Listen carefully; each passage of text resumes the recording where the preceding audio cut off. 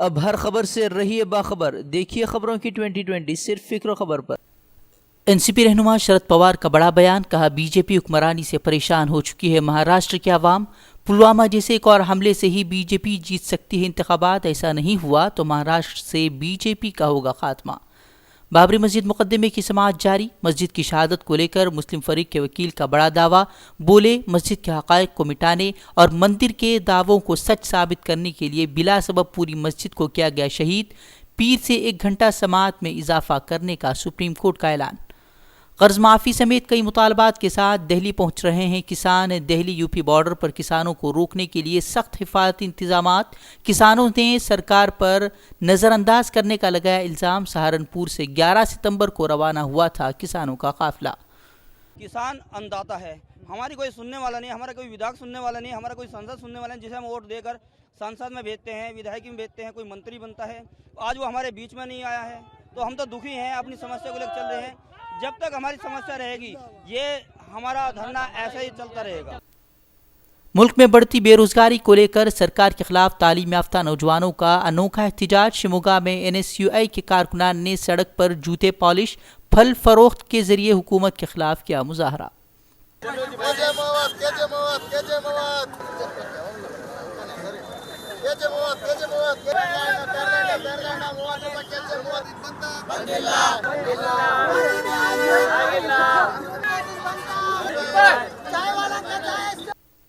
U P کے بجنور میں خاتون کی بچہ چوری کے شبے میں کی گئی بری طرح سے پٹائی، بھیڑ کی مار پیٹ سے ادھمری، خاتون کی مدد کے لیے پہنچے پولیس پر بھی بھیڑ نے اتارا غصہ، داروغہ سمیت اہلکاروں کو دوڑا دوڑا کر پیٹا گیا۔ پولیس کے مطابق اپنے بیمار بچے کو اسپتال لے جا رہی تھی خاتون، 12 لوگوں پر کیس درج۔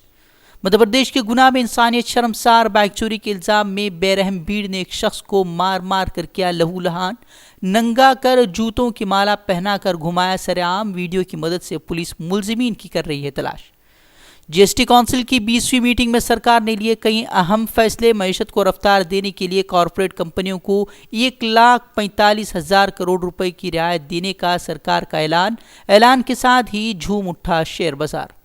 کارپوریٹ کمپنیوں کو 1,45,000 کروڑ کی چھوٹ دیے جانے پر سی پی ایم نے مودی سرکار کی نکتہ چینی کی، کہا حکومت معیشت کو سدھارنے کے نام پر صنعت کاروں کے لیے لوٹ رہی ہے عوام کا پیسہ، ملک میں بڑھتی بے روزگاری کے خاتمے کے لیے کام کرنے کا سرکار کو دیا مشورہ۔ This is actually a loot of the Indian money. Today the economic crisis is because of a demand constraint. People don't have money to buy. Unemployment is growing. More and more fall in the demand means that unless people have money to buy, the economy cannot be revived. Instead of doing that, the exact opposite has been done. طالبہ کے خودکشی کی دھمکی کے بعد آخر کار گرفتار ہوئے Swami Chinmayananda. S I T سربراہ کے مطابق سوامی نے اپنے کیے پر ظاہر کی شرمندگی، بلااتکار کے علاوہ اپنے سبھی جرم کا کیا اعتراف۔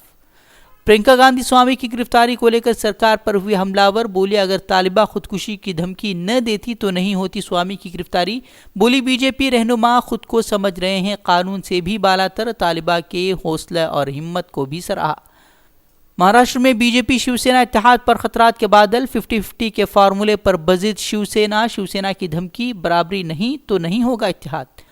بہار میں ایک بار پھر سیلاب کی سی صورتحال، گنگا سمیت کئی ندیوں کی آبی سطح میں اضافے کے بعد کئی علاقوں میں داخل ہوا سیلاب کا پانی، سیلابی صورتحال سے عوام میں دہشت، انتظامیہ کے رویے سے بھی خفا نظر آئے لوگ۔